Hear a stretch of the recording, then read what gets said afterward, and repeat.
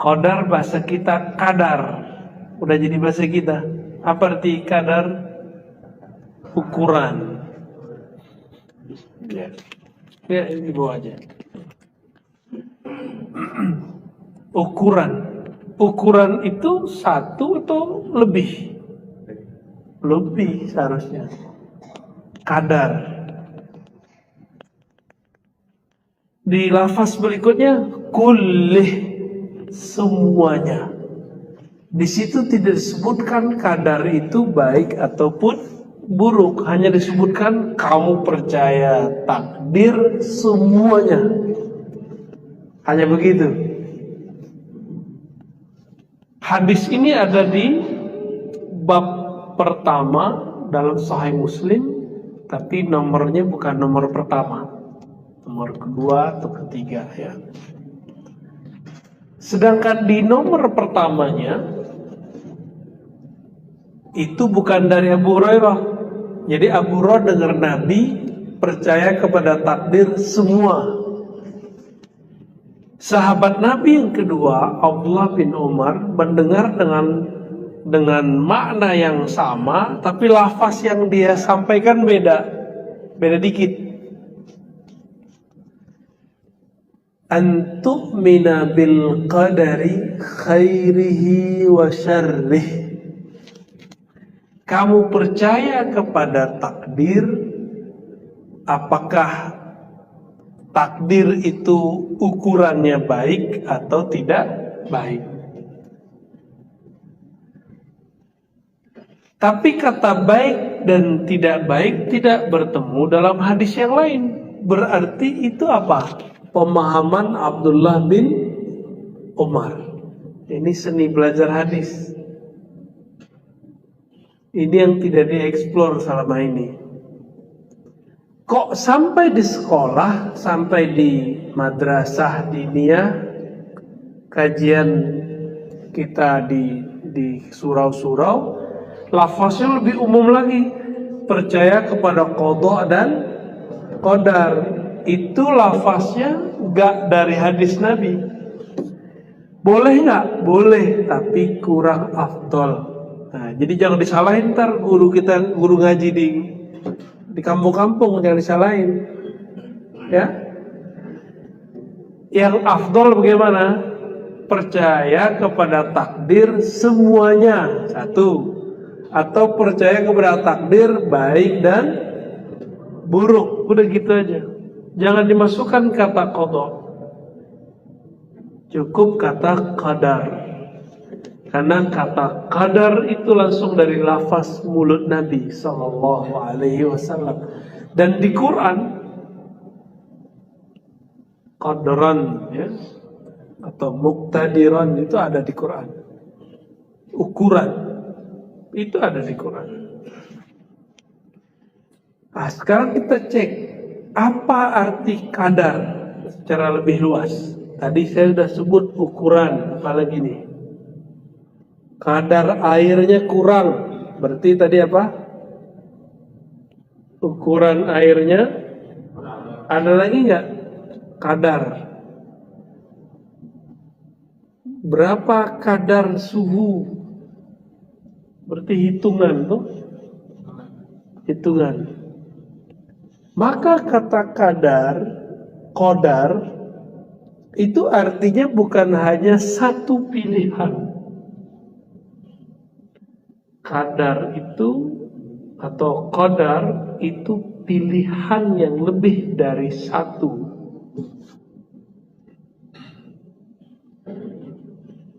Maka kadar ini disebut oleh Abdullah bin Umar baik buruk. Berarti pilihan kan? Khairihi au syarri. Baik atau buruk. Contoh. Artis kalau ada yang terkenal, bagi artis yang lama gimana? Ancaman nggak bagi dia? Itu kalau dia salah baca kadar. Kalau dia merasa oh enggak ancaman kok, berarti bagi dia takdir yang sama dia nilai baik.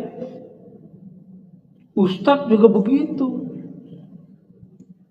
Ustadz itu ada yang terancam loh kalau ustadznya berjiwa nartis.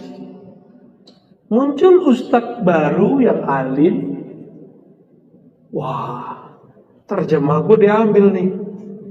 Kalau bahasa artis gimana? Follower gue diambil nih. Padahal gak begitu konsepnya. Seharusnya dia menganggap apa? Kalau dia seorang artis, wah tambah seru nih, tantangan nih untuk menaikkan kualitas diri, gitu. Kalau ustadz gimana? Oh, begini tuh ustadz gaya baru,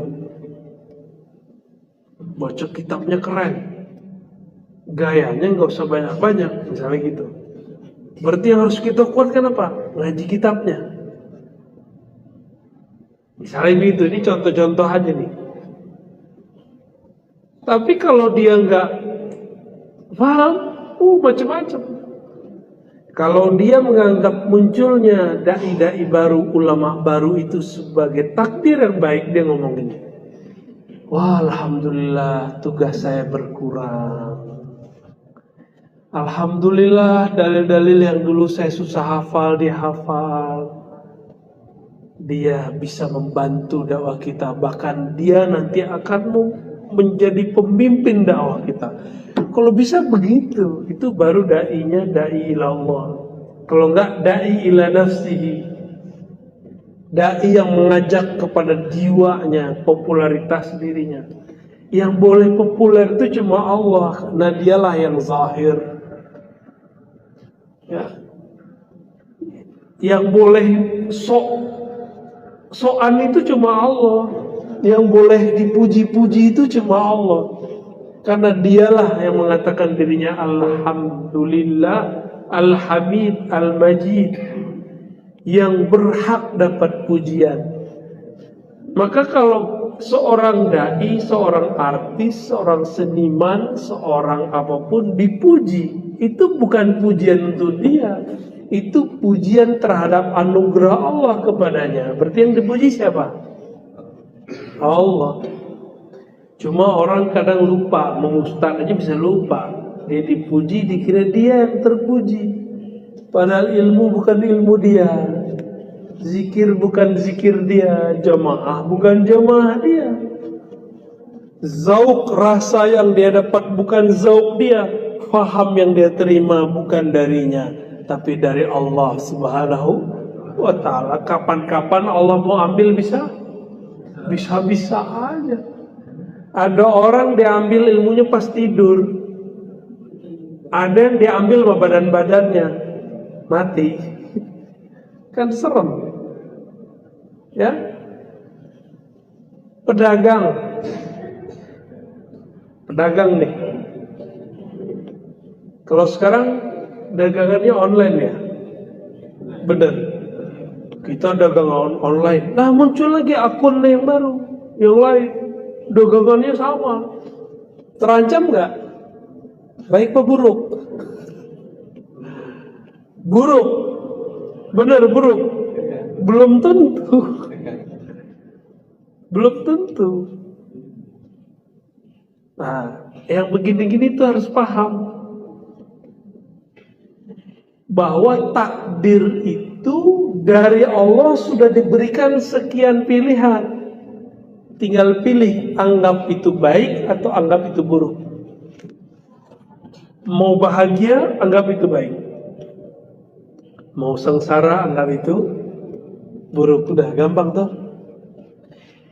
Oleh karena itu takdir itu saya ibaratkan seperti meja ini.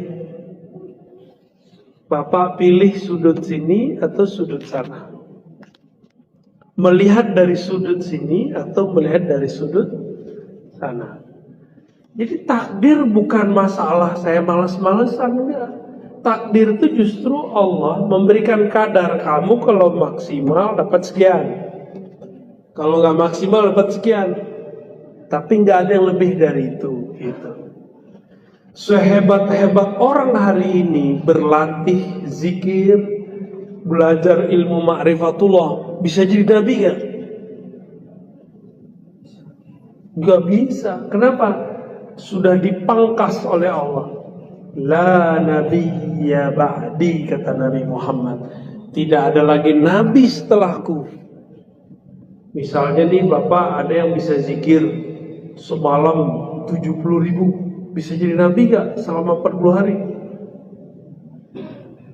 Enggak, takdirnya paling tinggi cuma jadi orang soleh atau orang wali.